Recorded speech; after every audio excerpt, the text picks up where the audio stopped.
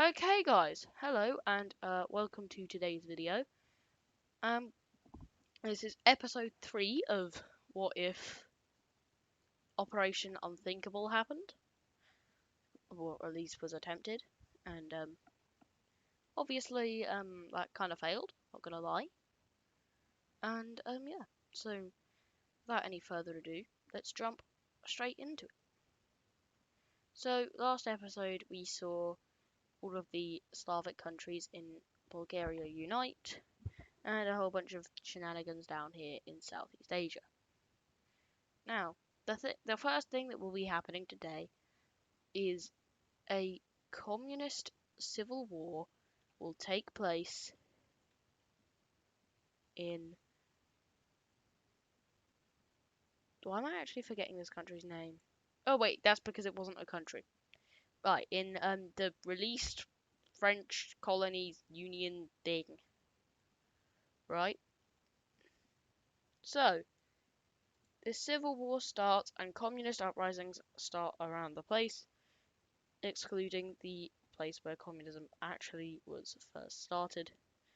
The Spanish will then start to move in on these French colonies, and so things will happen.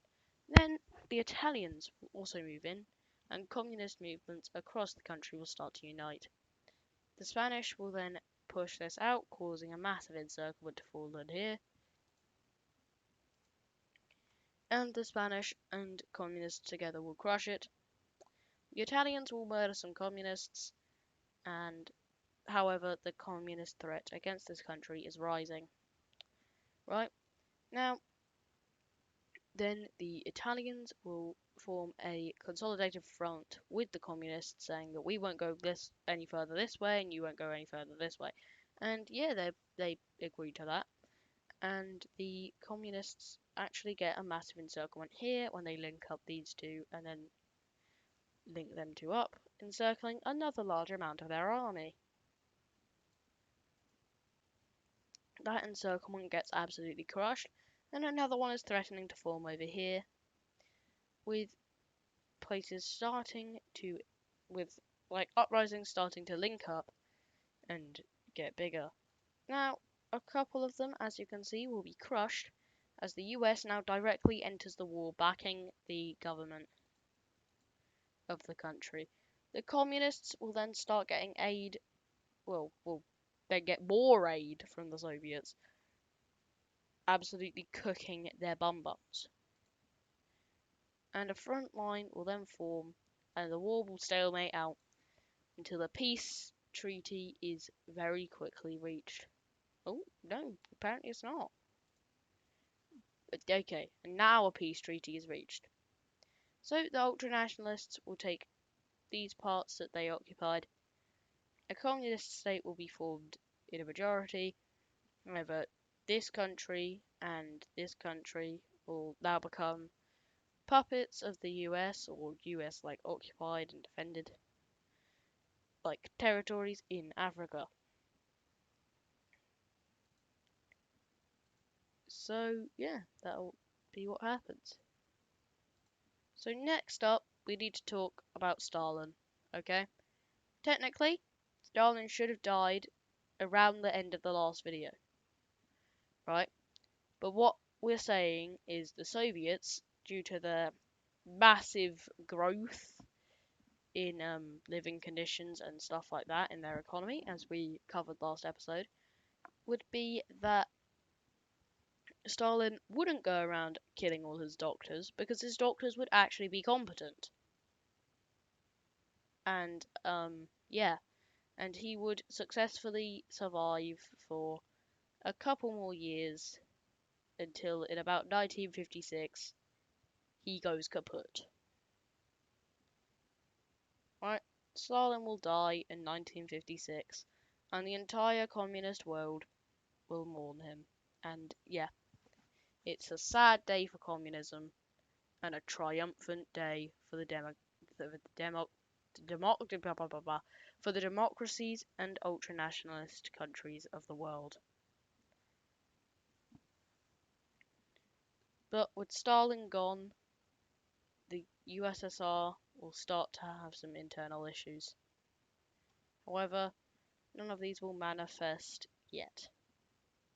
Way, I just completely rage baited you with that title, didn't I, though? Right, so, next of all, we will have the US expanding its military alliance that it now has into Europe with the non-aligned European countries such as Sweden, the Netherlands, and Ireland. Right? And then this will lead to the Soviets putting a communist government in Cuba. Well, I don't know whether they were communist before 1955, otherwise that should have happened in the last episode as well. But if not, they are communist now. And in El Salvador, a communist uprising will begin. The communists will then start to linking up across the mountains, pushing out of the coast and then collapsing in that way. Next, a communist uprising will start in Honduras, I think. And the communists will start to link up, and the Soviet troops will push out of here into. What do you call it? This isn't Honduras, it's Guatemala. Into Guatemala. The US will then land troops in the north of Guatemala, crushing communist rebellions. However, the Soviet troops will also meet up with the communists, leading to the Soviets and the US starting a bit of a stalemate, which will then end up with the US occupying the northern coast and the El Salvadors and Guatemalans uniting into one country. Yeah. So then, next, the most unexpected thing will happen. The US will invade Mexico. Their reasoning for this is that they want to protect Central America, but they cannot do that if they're all the way over here. Right?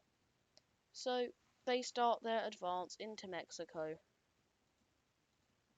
and this is a devastating and honestly just confusing day for the world. The communists are like, what the freak? I thought the US didn't do that. That's a bit scary.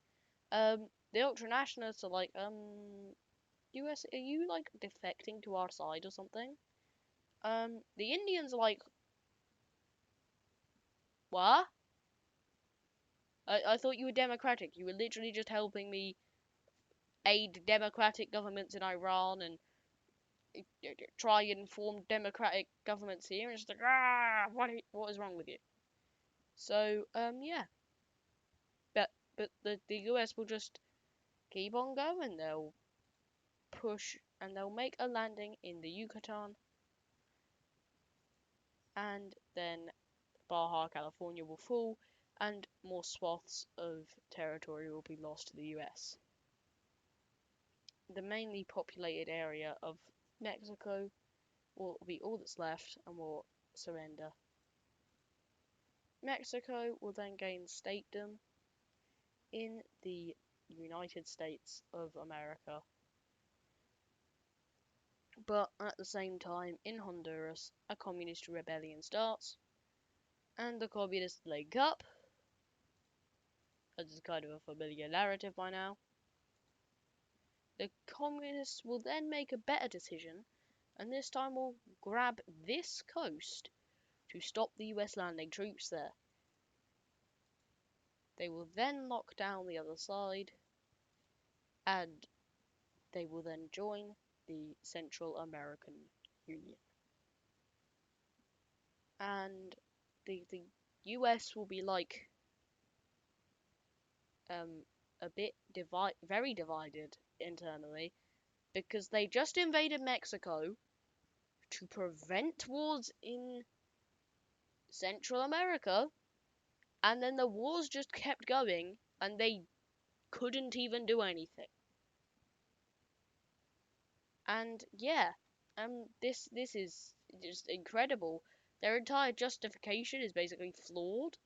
And the communists right now are sitting here laughing, like, yeah, because this is the exact kind of thing that they would criticize them for, and like when the US does it, it's perfectly fine. So then, blah blah blah. These lot would opt to join the communist state in Central America to try and protect themselves from US aggression. And yeah, US aggression is a real thing now. I mean, look at what's happening right now in Panama. The Panama Canal will be seized by the Americans if it did get given over, and if not, that will just be their starting point. The communists will then invade to try and liberate the people of these guys and stop them from falling over to the US. The US will then make advances out towards the east. Okay, well that went a bit fast. I could have sworn there was another slide. But the US will capitulate the east, turn their troops around, and start to fight towards the west. However, the communists will have gained this. The communists and the US will start fighting. However, eventually a peace treaty is signed that ends up looking something like this.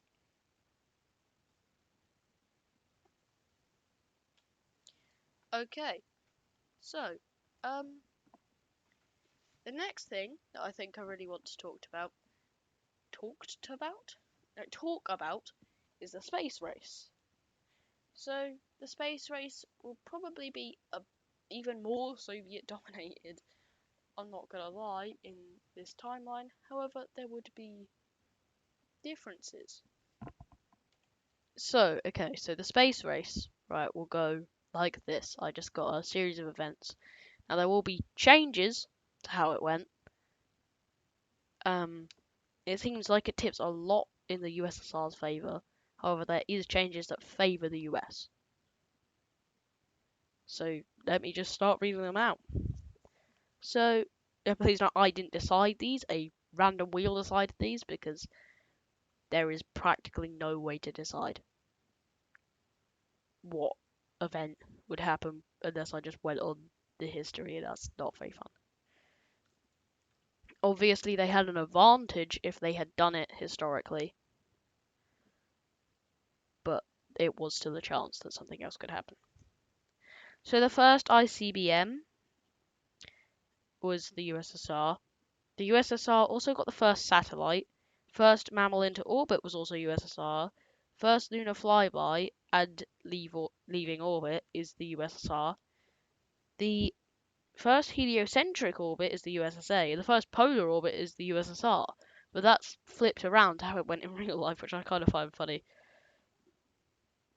The first photo taken from orbit was the USSA.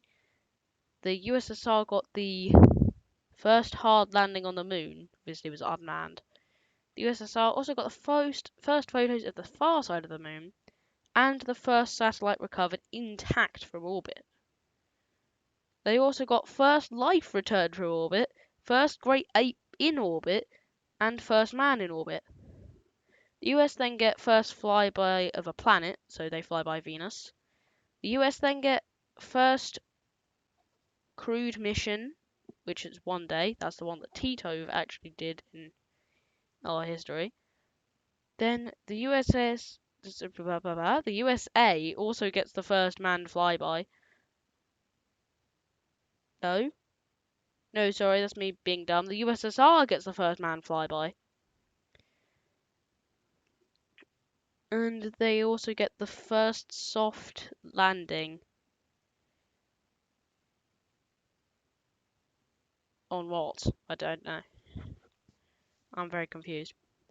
Um, the USSR gets the first return of a person from orbiting the moon. USSR also gets the first humans on the moon, which will be Titov, and the USSR will also get the first human manned space station in the space race. So as you can see, it was obviously biased to the USSR. That's historically accurate as well. But yeah, So I basically made it a 3 in 4 chance. So like 1 in 4, it'd be the US, and the rest it'd be, well, it was more like a 50-50, but then depending on who did it historically, got a bonus one, and then that made it a lot more likely that the Soviets got everything. And that's why the Soviets kept getting everything, because the Soviets historically did practically everything. So yeah, that will be the the space race. I don't know why I call it the Soviet race. Would have been a bit weird. The Soviet race. But yeah. So, while the Soviets are busy doing their space race, they will also invade Afghanistan, and the Indians will invade from the other side. They will slowly, very, very slowly, start to capitulate this, and slowly, and slower.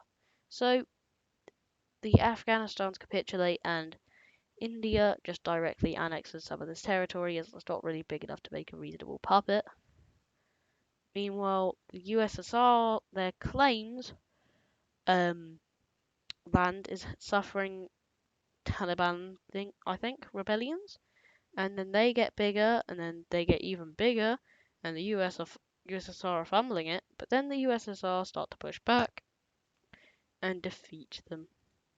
Now this war would take years, but eventually Afghanistan would be added as a new thing into the Soviet Union, new SSSR. However, half of it would be under Indian control.